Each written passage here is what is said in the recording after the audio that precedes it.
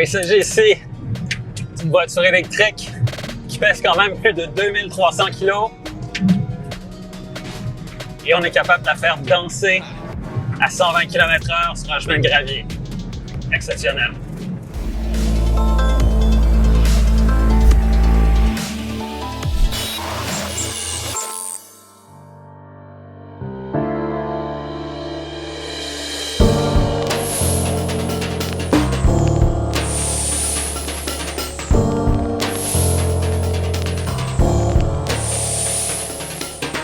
Bonjour à tous, ici Gabriel Gélina pour le Guide de l'auto.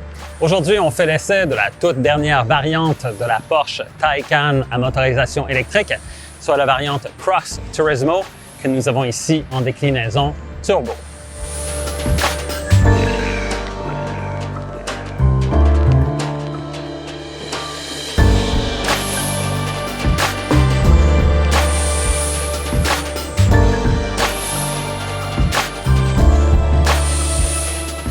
La variante Cross Turismo est presque identique sur le plan technique à la Taycan conventionnelle, mais elle se démarque évidemment par sa configuration qui évoque un peu une familiale, par aussi sa garde au sol qui est surélevée, toujours par rapport à la Taycan conventionnelle, et aussi par la présence d'éléments de carrosserie inédits, comme un nouveau déflecteur à l'avant ou encore ces passages de roues ou les bas de caisse ici, de même qu'un diffuseur arrière qui est spécifique, sans oublier l'aileron de toit.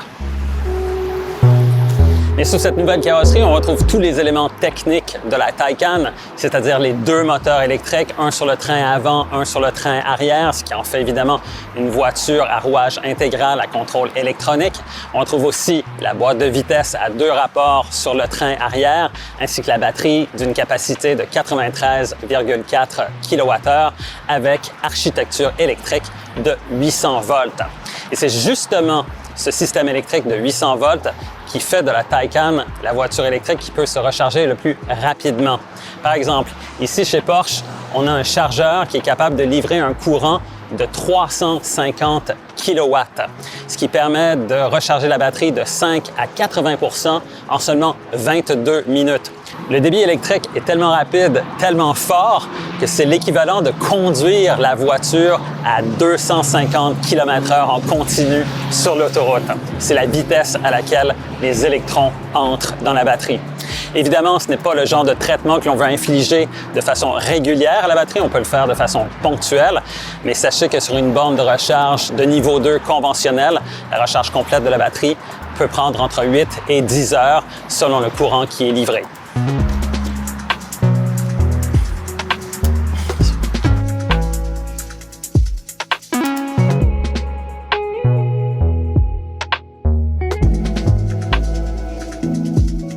L'habitacle de la Taycan Cross Turismo est identique à celui d'une Taycan conventionnelle avec cet agencement d'écran numérique et tactile. On retrouve donc un premier écran qui remplace le bloc d'instruments conventionnel, un deuxième qui sert d'interface avec le système de télématique, un troisième pour le système de chauffage, climatisation et d'autres fonctionnalités, et en option sur notre voiture d'essai, un quatrième écran localisé sur la planche de bord directement devant le passager, lequel permet un accès limité aux divers systèmes de la voiture, notamment la chaîne audio ou le système de navigation, entre autres. Aux places arrière, le dégagement pour les jambes est le même que sur une Taycan conventionnelle, mais la ligne de toit surélevée à l'arrière accorde un meilleur dégagement pour la tête. Le volume de la soute de la variante Cross Turismo est un peu plus grand que celui d'une Taycan conventionnelle, mais surtout, l'accès à cet espace est ici facilité par la découpe du haillon, ce qui rend la variante Cross Turismo plus logeable.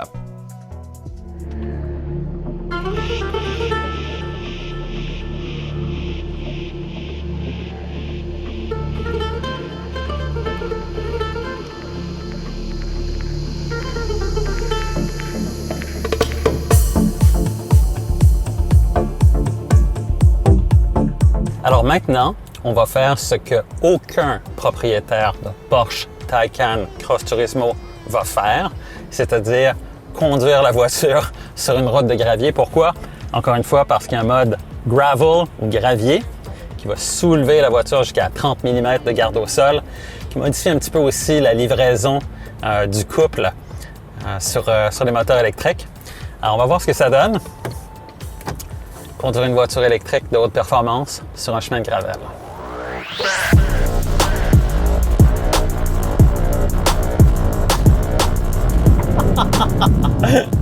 100 km/h dans le virage ici.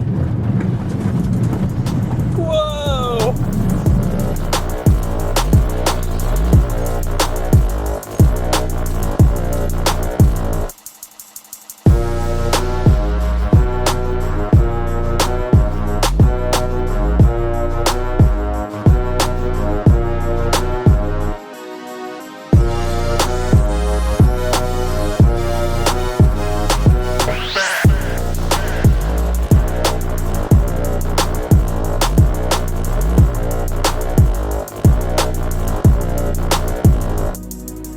Ce qui est absolument incroyable, c'est de pouvoir rouler sur une route de gravier à 100 km/h dans une Porsche électrique.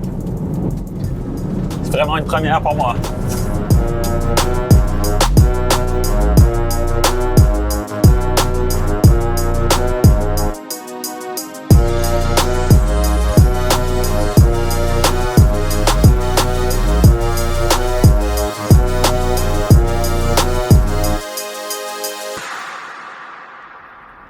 Alors au départ, avec une batterie pleinement chargée, la voiture m'indiquait qu'on avait 380 km d'autonomie. Et règle générale, du côté de chez Porsche, ce que la voiture affiche, c'est généralement ce dont la voiture est capable. Ceci étant dit, un de mes collègues du National Post, David Booth, lui, a fait un test pour valider l'autonomie de cette voiture-ci. Et à une vitesse constante de 125 km/h, est en mesure de faire 360 km. Donc, ça vous donne une bonne idée là, de l'autonomie réelle de cette Porsche Taycan Turbo Cross Turismo. Ce qui est vraiment remarquable aussi de cette voiture, c'est évidemment tous les modes de conduite dont elle dispose. Et ce qui est particulier aussi, la garde au sol est surélevée encore une fois de 20 mm par rapport à une Taycan conventionnelle. Et donc, en mode normal, dans les virages, on sent juste un petit peu de roulis. Et la voiture s'avère plus confortable aussi lorsque le revêtement est dégradé. Souvent, au Québec, on sait que les routes laissent parfois à désirer. Donc, je trouve qu'en mode normal, la Cross Turismo est plus confortable qu'une Taycan conventionnelle. Évidemment, il y a les autres modes, Sport, où là on sent que tout se raffermit. Il y a aussi Sport Plus, et là on entend un peu plus le son qui est généré électroniquement, qui nous donne vraiment cette impression un peu futuriste. Donc c'est assez particulier là, cette fonctionnalité du mode Sport Plus.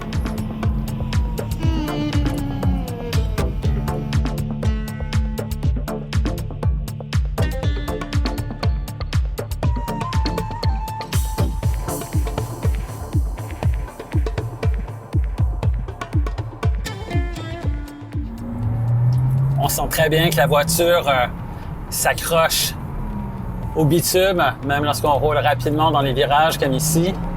Et ça, malgré le fait qu'elle pèse plus de 2300 kg. Donc, encore une fois, c'est tout un exploit. Probablement la meilleure voiture électrique qui existe en ce moment, certainement. Surtout pour les gens qui sont portés sur la conduite. C'est vraiment une authentique Porsche. Et c'est juste qu'elle est électrique. C'est ça la différence. Mais si la conduite à une seule pédale n'est pas possible sur ce modèle, on sait que sur plusieurs voitures électriques, le simple fait de relâcher l'accélérateur entraîne tout de suite une décélération massive.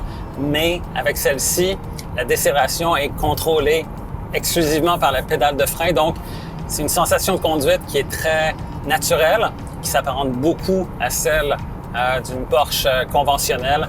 Et encore une fois, les ingénieurs de Porsche ont vraiment construit cette voiture électrique de façon à ce qu'elle se comporte exactement comme une voiture, une Porsche à motorisation thermique conventionnelle. Et ça, c'est vraiment remarquable.